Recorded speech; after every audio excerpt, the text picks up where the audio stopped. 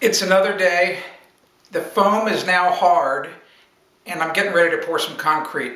So I mixed up some concrete and I just want to show you a few little tricks and tips. So let's take a look at what we've got down here. Here we are. You can see how ugly the foam is once it bubbles up. It's very stiff, very hard. None of it's above the concrete. I'm not too awful worried about the thickness of the concrete here because the entire shower pan that I'm putting down is going to completely cover this patch, so it's not really that critical for me. If you do this and it's over an area where you have to walk and put things, then you want to make sure your slab's at least 3 inches thick, and you may have to trim some of this foam to get your thickness.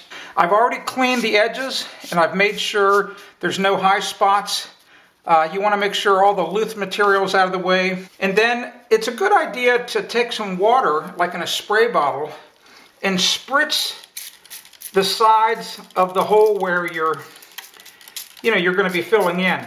And the reason you want to do that is it helps get the dust off and it helps the new concrete bind better, to the old existing concrete. It's a really, really good idea.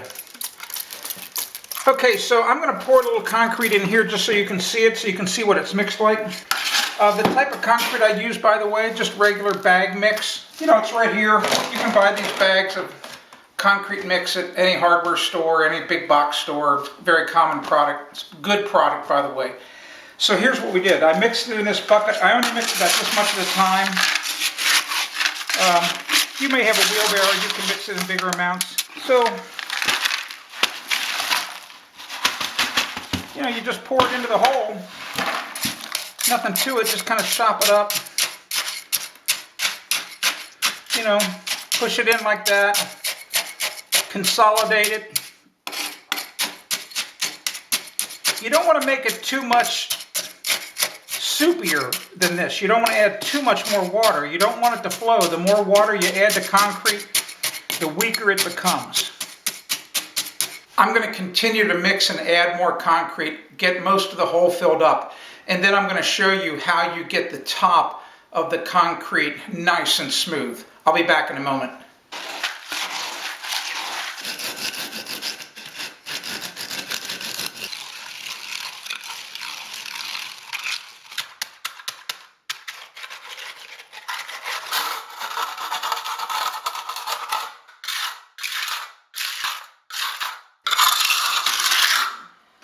You can see how easy it really is. There's nothing to it. In my case, the cement doesn't have to be perfect.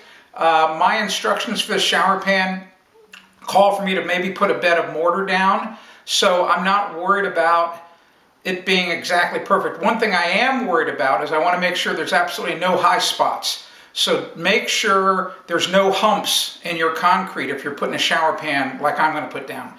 So just take time to do that. Nothing to it. It's easy, and once again, because I'm going to cover this with the cement, with the shower pan floor, I'm not really worried too much about how pretty the finish looks. It doesn't matter. I'm Tim Carter for AskTheBuilder.com. If you want to discover more home improvement tips, go to AskTheBuilder.com.